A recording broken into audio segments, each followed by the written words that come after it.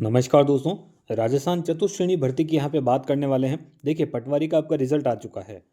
उससे उस रिजल्ट से आपको बहुत सारी चीज़ें यहाँ पे देखने को मिल जाएगी और बहुत सारी चीज़ें क्लियर हो जाएगी। अब तो देखिए, चतुश्रेणी भर्ती जो है, इसके दो तीन इंपॉर्टेंट पॉइंट हैं। एक तो जो इसके आपत्ति है, उसका नोटिफिकेशन आ चुका है, आप सभी को पता है। आप आपत्ति आपके यहाँ पे दर्ज करा सकते हो, उसकी समय सीमा वगैरह सब आपको नोटिफिकेशन में देखने को मिल जाएगी। दूसरी चीज़, जब आपत्ति जाएगी तो कुछ प्रश्न डिलीट भी होंगे, कुछ क्वेश्चंस डिलीट भी होंगे। अब देखिए, यहाँ पे पटवारी का जो रिजल्ट आया था उसमें दो शिफ्ट थी। दो शिफ्ट के अंदर किसी शिफ्ट के जो पहली शिफ्ट है ना, उसके क्वेश्चंस थोड़े ज़्यादा डिलीट हुए हैं, और जो दूसरी शिफ्ट है उसके जो क्वेश्चंस है वो थोड़े कम डिलीट हुए हैं। अब आप ये मानिए कि जो चतुश्रेणी जो आपके इसका जो एग्ज़ाम हुआ था, इसके टोटल 6 शिफ्ट में एग्ज़ाम हुआ था। अब आप ये मान लीजिए कि छः शिफ्ट में किसी शिफ्ट के क्वेश्चंस ज़्यादा डिलीट होंगे और किसी के कम डिलीट होंगे।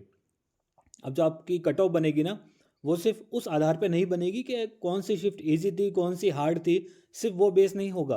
अब ये भी आपका इंपॉर्टेंट पॉइंट होगा कि किस शिफ्ट में क्वेश्चन ज़्यादा डिलीट होते हैं। वहाँ पे स्टूडेंट्स को नुकसान भी ज़्यादा झेलना पड़ सकता है कई बार। ठीक है, तो रिजल्ट डेट की बात करेंगे, कट ऑफ की बात करेंगे। कम से कम 10 से 12 नंबर का आपका यहाँ पे फ़र्क पड़ सकता है। वो भी चीज़ें विद प्रूफ आपको दिखाने वाला हूँ, और डिलीट प्रश्न ज़्यादा होंगे, ये भी आपको बता देता हूँ। तो आइए वीडियो शुरू करते हैं।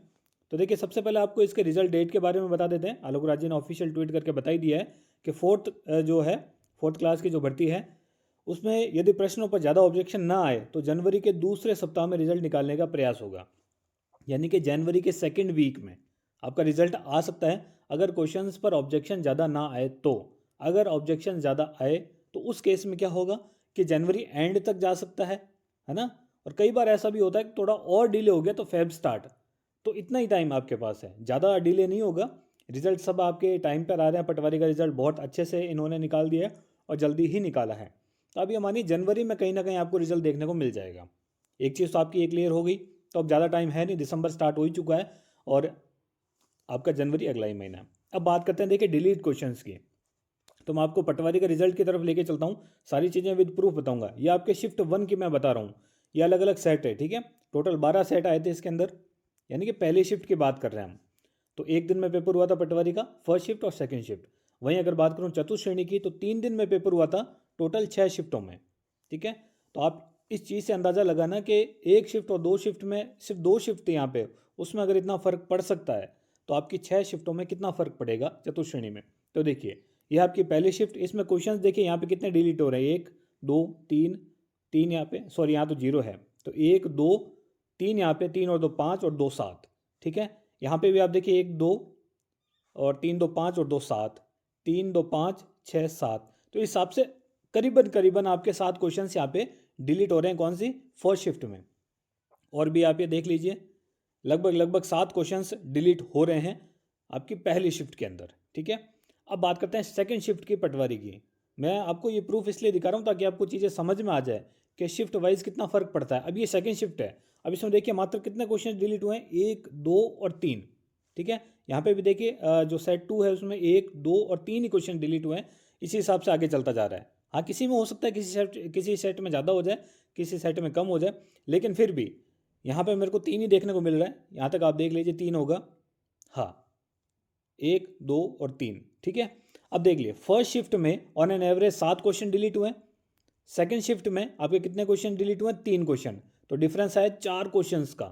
यानी कि जो घाटा है वो कहाँ पे हुआ? फर्स्ट शिफ्ट वालों को हो गया, क्योंकि उनके क्वेश्चन जो है वो ज़्यादा डिलीट हो गए।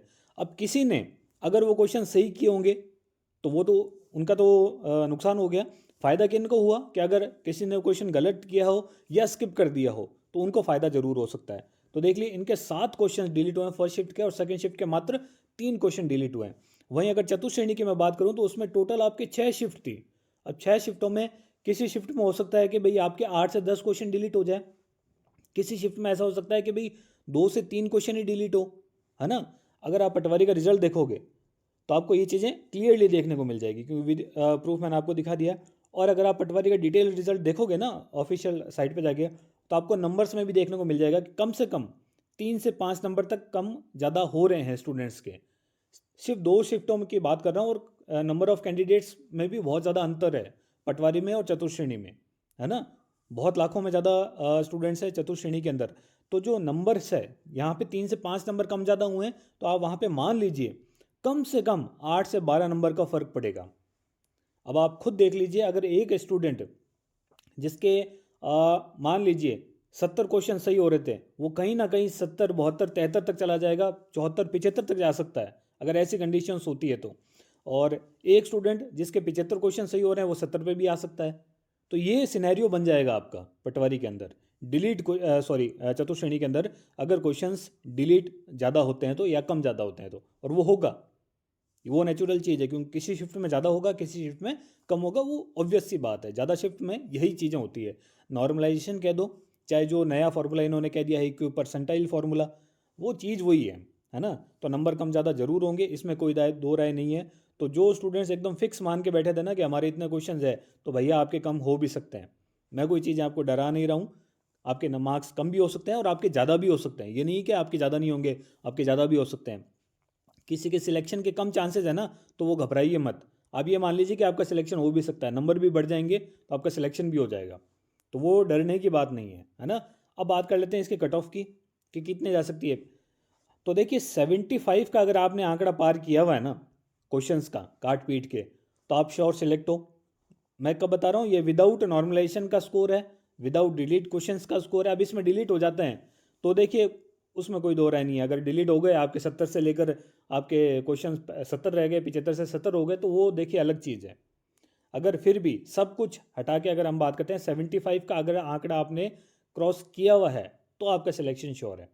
ठीक है, ये विदाउट नॉर्मलाइजेशन की बात कर रहा हूँ। देखिए कैटेगरी वाइज आगे एक डिटेल वीडियो बना दूंगा, पूरा डिटेल बताऊंगा, लेकिन अभी जो चीज़ें हैं ना, जो आपको चीज़ें समझानी थी डिलीट क्वेश्चंस को लेकर, जो आपका इक्यू परसेंटाइल फार्मूला है उसको लेकर, नॉर्मलाइजेशन को लेकर, रिजल्ट को लेकर, हर चीज़ को आपको डिटेल में समझाया है कि क्या चीज़ें आपके साथ इन फ्यूचर होगी। और वो चीज़ें होगी, ऐसा नहीं, इनको नज़रअंदाज नहीं कर सकते हैं ना, जो चीज़ें होनी है वो होगी।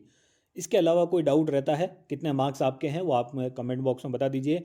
नए वीडियो जरूर आएगा, चैनल को सब्सक्राइब जरूर करें। तो दोस्तों धन्यवाद, मिलते हैं नई वीडियो में।